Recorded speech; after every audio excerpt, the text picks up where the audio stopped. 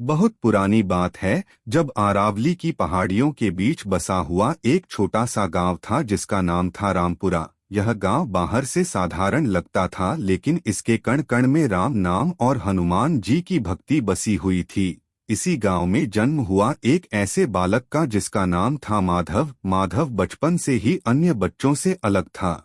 जब बच्चे खेल कूद में मग्न रहते थे, तब माधव गांव के पुराने पीपल के पेड़ के नीचे बनी छोटी सी हनुमान जी की मूर्ति के पास बैठा रहता और अपनी मासूम आंखों से उन्हें निहारा करता।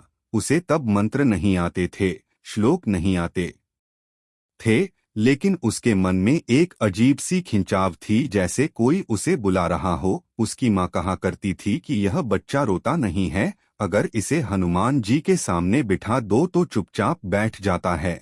समय बीतता गया, माधव बड़ा होने लगा। उसके पिता एक साधारण किसान थे जिनके पास थोड़ी सी जमीन और बहुत सारा कर्ज था।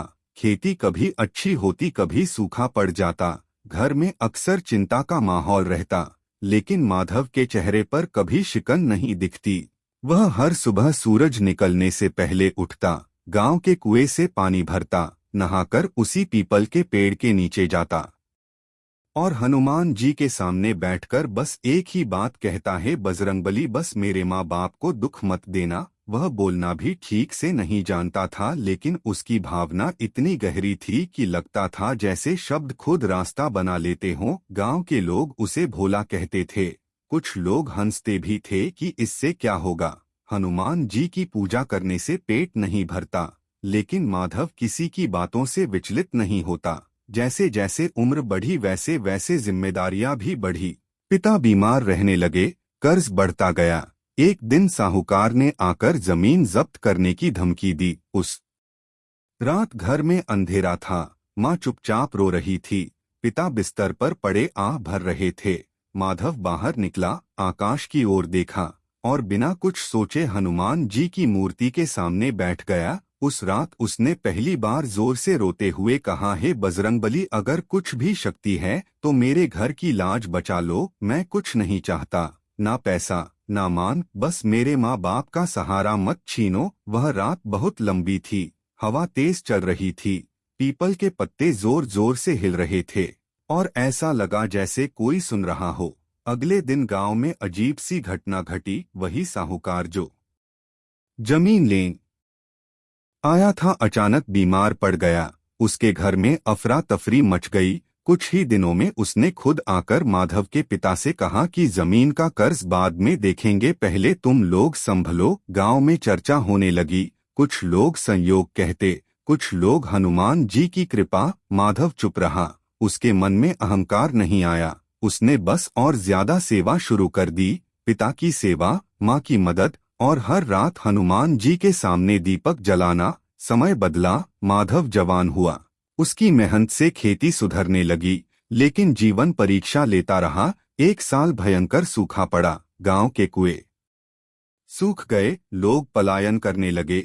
माधव ने भी सोचा कहीं बाहर जाकर मजदूरी करूं, लेकिन जाने से पहले वह हनुमान जी के सामने बैठा और बोला, हे बजरंगबली, अगर तू चाहता है कि मैं यहाँ रहूं तो कोई संकेत दे दे। उसी समय गांव का पुराना कुआं जिसमें सालों से पानी नहीं था, अचानक रिसने लगा। धीरे धीरे उसमें पानी भरने लगा। लोग चकित रह गए, गांव में हर्ष फैल गया। सबने मिलकर कुआं साफ किया, पानी मीठा निकला, गांव बच गया। लोगों की आस्था और बढ़ गई। माधव को लोग सम्मान देने लगे, लेकिन वह हमेशा कहता, मैं कुछ नहीं हूँ, सब मेरे प्रभु हैं। इसी बीच माधव का विवाह हो गया। उसकी पत्नी सीता भी बहुत सरल और भक्त स्वभाव की थी। दोनों मिलकर गांव की सेवा करने लगे। लेकिन जीवन की सबसे बड़ी परीक्षा अभी बाकी थी। एक दिन गांव में डाकुओं का आतंक फैल गया। वे रात को घर लूट लेते, लोग डर के मारे सो नहीं पाते। एक रात डाकू माधव के घर भी आए। माधव उस समय हनुमान चालीसा पढ़ रहा था। डाकुओं ने उसे मारने की कोशिश की। माधव के मुख से अनायास ही निकला, है बजरंगबली रक्षा करो। उसी क्षण तेज हवा चली, घर के बाहर बंधी गायें जोर से रंभाने लगीं।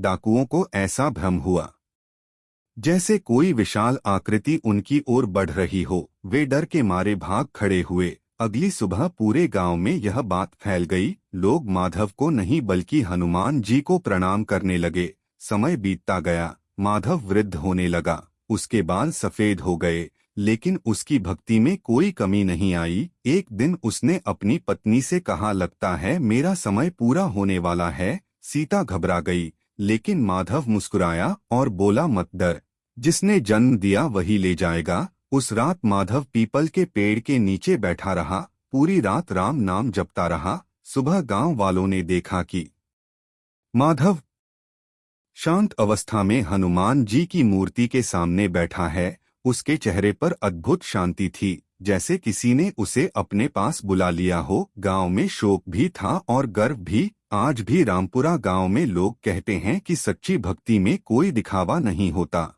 न शब्दों की जरूरत होती है, न ज्ञान का घमंड, बस एक सच्चा हृदय चाहिए। और जो भी उस पीपल के नीचे जाता है, उसे आज भी वही शांति महसूस होती है, जैसे कोई कह रहा हो, मैं हूं ना, डरो मत।